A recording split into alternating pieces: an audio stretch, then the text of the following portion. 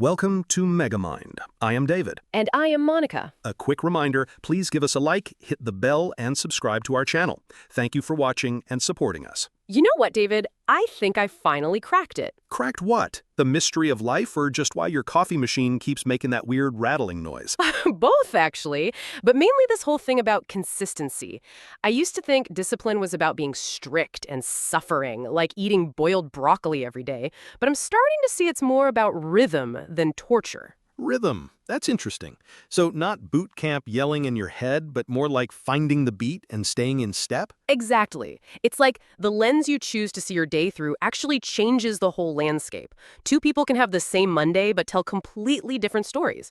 One person is like, oh, everything's a disaster. Everyone's against me. The other one goes, all right, that was a bit rough, but I learned something. And usually the second person is the one you want to have lunch with. Unless they order tuna and stink up the place. Here we go, food tangent number 1. What's wrong with tuna? It's not tuna, it's the after smell. I had a flatmate once who used to microwave tuna pasta at midnight. You cannot forgive someone for that. Ah, but if you apply the 5x5 rule, would it matter in 5 years? Yes, because the smell has entered my memory permanently. Trauma sticks. All right, fair enough. But that rule is actually brilliant. I started using it with emails. If it's just a curt message, 5 minutes tops, and then I let it go. Otherwise, I'd still be arguing in my head with Bob from accounting about why he didn't use a smiley face. Poor Bob. Imagine if he's actually sitting at home worrying about why you didn't use 3 exclamation marks. Oh no, now you've made me feel guilty. Maybe I should add more emojis. Please don't. You're the kind of person who'd misuse the aubergine. Anyway, let's talk about accountability and communication.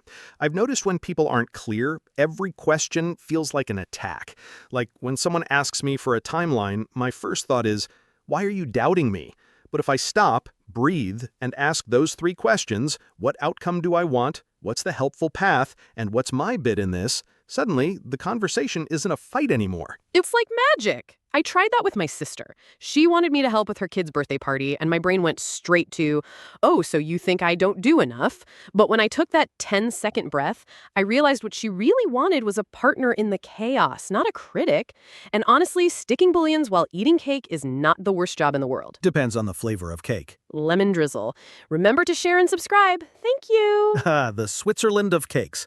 Everyone can get along with lemon drizzle. Here's the thing, though. Silence is underrated. Sometimes not talking is the best move. I knew you'd say that because last week you totally ignored me in that group chat. That wasn't silence. That was me falling asleep mid-scroll. There's a difference.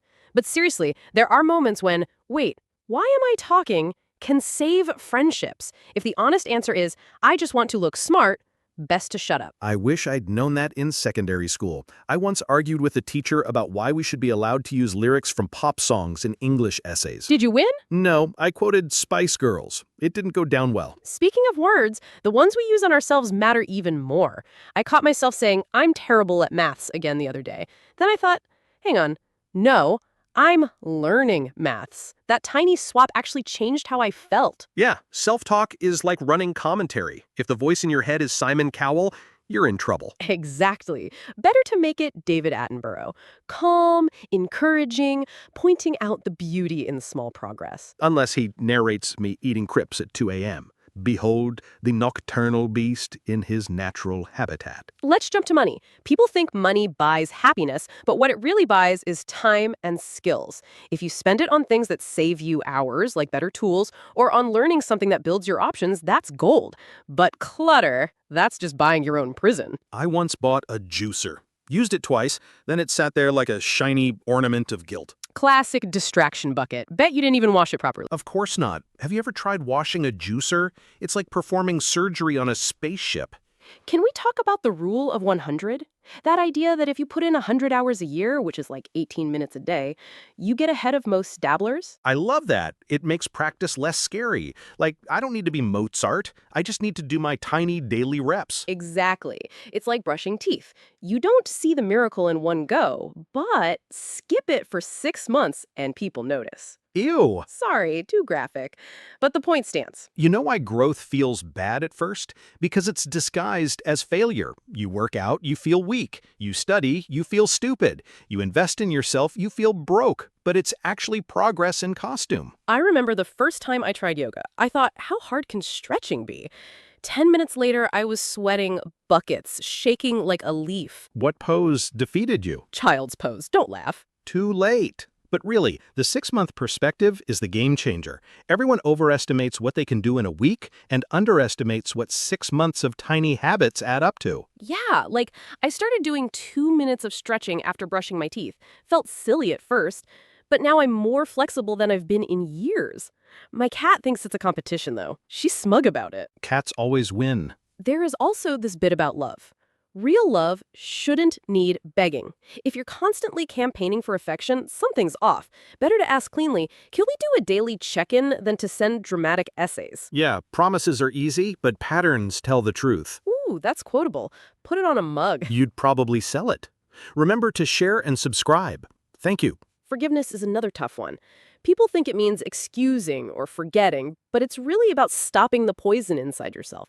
Doesn't mean you have to let the person back into your life. I had a mate who owed me 50 quid for years. I finally forgave him in my head, but I didn't forget the lesson. Now I never lend more than I'm happy to never see again. Smart boundary. Also, classic life tax.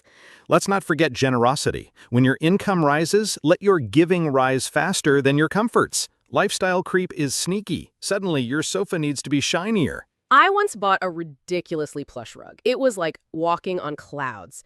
Then my dog claimed it as her throne. So basically, I upgraded her lifestyle, not mine. At least someone benefited. So putting it all together, the principles boil down to 3 things. See clearly, protect your attention, and practice deliberately. Don't forget, expect discomfort. It's the data of growth. And build rhythms that last 6 months or longer.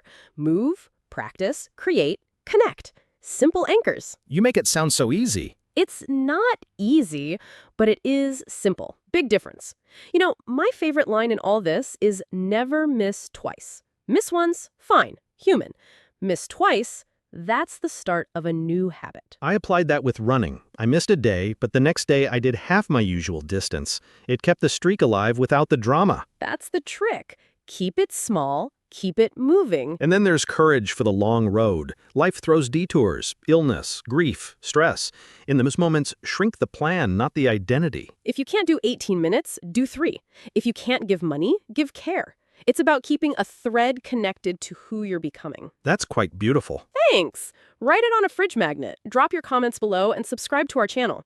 David and Monica are personas we use to make our content more engaging and relatable. We're not affiliated with any organization or product mentioned.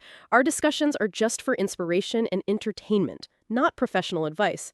Always think for yourself. Take what works for you and make your own decisions. See you next time.